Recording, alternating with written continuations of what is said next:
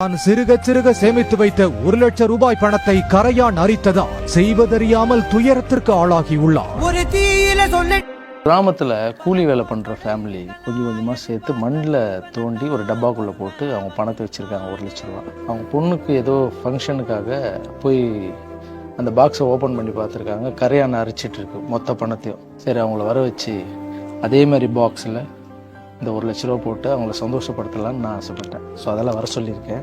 ராகவேந்திர அப்பா மடியில் வச்சுடுவோம். அவங்க இதை திறந்து பார்த்து சந்தோஷப்படுத்தும். ஏன்னா இது நான் கொடுக்கல, ராகவேந்திர அப்பா தானே கொடுக்குறாரு.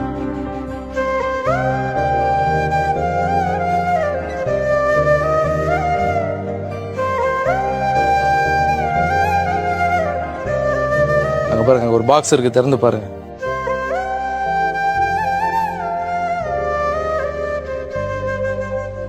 உழைச்சிட்டு கஷ்டப்பாடுபட்டு எங்களை மண்ணாக்கிடுச்சுன்ற வார்த்தைகள் இருந்துச்சு. உழைப்புக்கு ஏற்ற மரியாதை நீங்க செலுத்திட்டீங்க சார். எங்க கண்ணீர் மலையை தொடச்ச